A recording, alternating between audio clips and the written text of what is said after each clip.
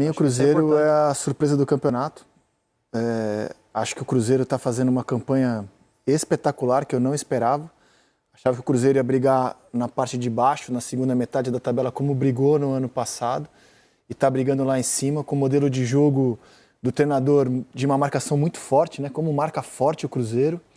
Fica até a dúvida sobre se... Eu perguntei isso para ele aqui ao vivo, se isso vai mudar com a chegada dos reforços, está chegando mais qualidade para o time do Cruzeiro. Se ele vai mudar a postura, ele falou que não, né? Que vai manter essa pegada e só acrescentar a qualidade desses caras. E o Corinthians, eu acho que está tudo... Bom, enquanto isso, o Cruzeiro vai se posicionando ali no bloco da frente, enquanto espera talvez o maior contingente, né? De chegadas nessa janela. São eu 7. Acho que ninguém contratou tanto quanto o Cruzeiro não, né, Bonucci? Não, são 7 reforços, né, sendo aguardados agora para o meio do ano. Jogadores como o Cássio, que estava ontem, inclusive, acompanhando, né, o jogo contra o ex-clube dele, Matheus Henrique, Wallace, Caio Jorge, Lautaro, Peralta e ainda o Jonathan Jesus. Acho que lembrei de todos, assim, mas realmente são muitos reforços que estão sendo esperados para esse meio de temporada. O Cruzeiro, depois da mudança, né, de gestão da SAF, mudou também a forma de pensamento em relação a contratações. O Ronaldo, ele tinha o pé no chão, né? Falava que tinha que trabalhar dentro da realidade financeira do clube, que ainda era muito complicada. Chegou o Pedro Lourenço e falou não, que quer fazer o Cruzeiro voltar a vencer, realmente abriu o cofre. E são aí agora 7 jogadores que se juntam, né, ao time agora nessa janela no meio do ano. Aí é um desafio diferente, né? Chega muita gente para um time organizado. O Fernando Seabra fez um trabalho, por exemplo, a Bonucci citou o Caio Jorge, ele está sem o Dineno e sem o Rafa Silva há um tempo e se virando sem centroavante, entendeu? Encontrando soluções.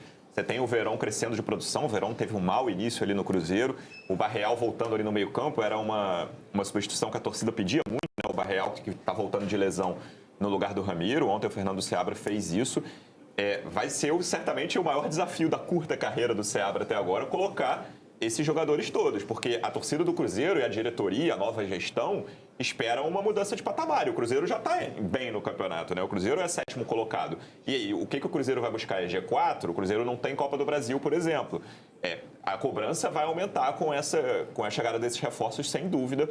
Vamos ver como é que o Seabra vai trabalhar isso. Porque encaixar reforço não é só você acrescentar o cara no time e, né, tudo vai dar certo. Tem questões de característica, tem que entender a ideia do treinador, né?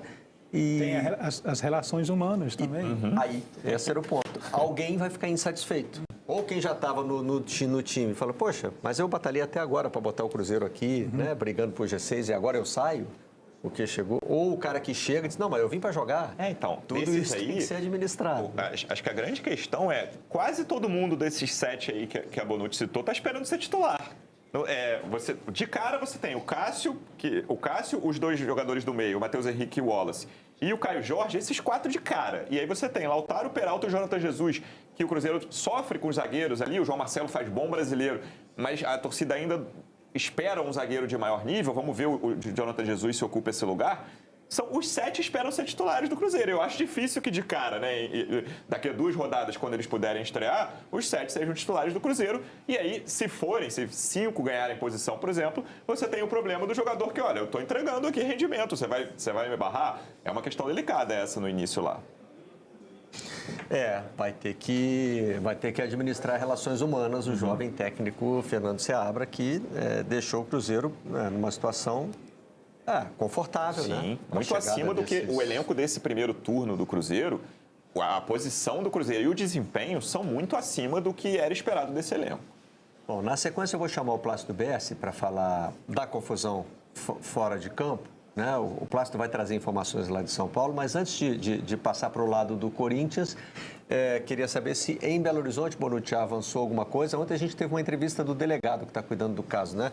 No troca de passes nós tivemos a entrevista do torcedor que faz a acusação, uma curta nota oficial do Corinthians e essa fala do delegado com jornalistas. De lá para cá avançou alguma coisa ou continua na mesma?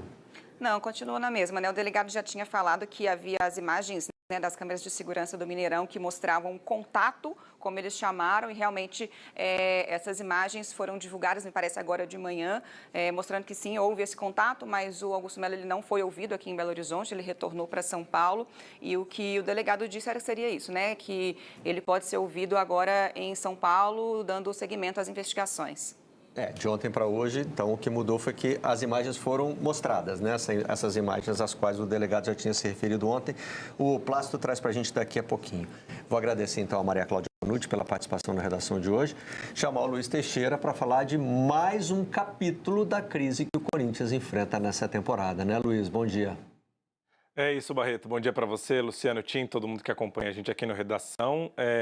Vários capítulos, né, que assolam essa crise do Corinthians. São capítulos de dentro de campo, de fora de campo, de desenvolvimento de equipe, de definição ou não de treinador, de falhas individuais, e parece que isso vai se acumulando a cada semana que passa, e a cada semana que passa é uma rodada a menos na luta do Corinthians para fugir da zona do rebaixamento.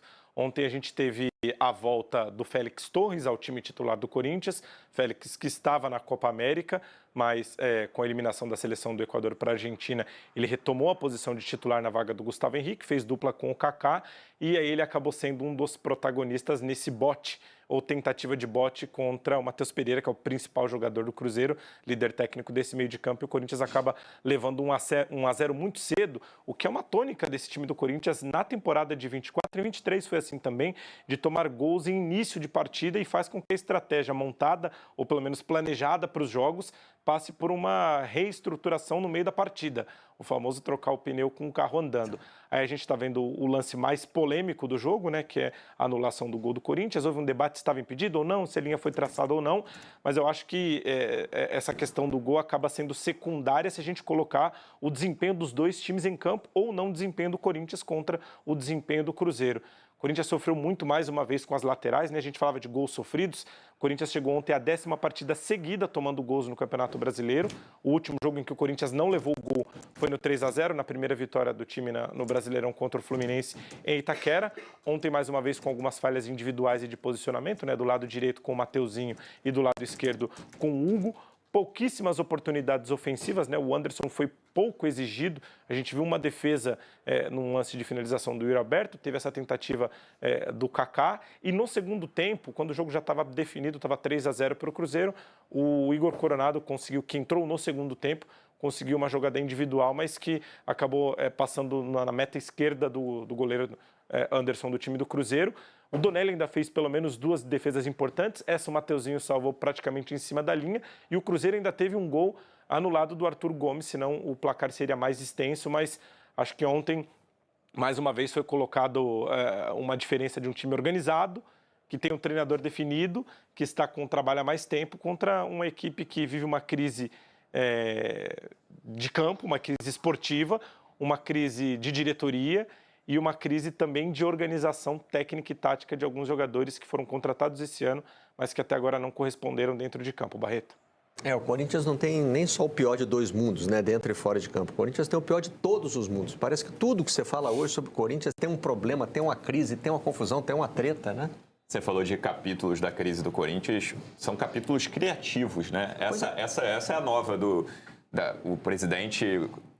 um torcedor denunciando que foi agredido pelo presidente do clube, e o Corinthians, no meio disso tudo, em busca de um treinador, né? Conseguiu os 3 pontos contra o Vitória no último lance, nos acréscimos do segundo tempo em casa, e ontem foi... Para destacar, esse de boné, é o torcedor, né? É o torcedor que faz a denúncia. Não, estamos no jardim de infância. As imagens desmentem a nota do Corinthians, né? Uma coisa não bate com a outra. Né? A nota dizia que só a equipe de segurança chegou para evitar qualquer coisa ao presidente.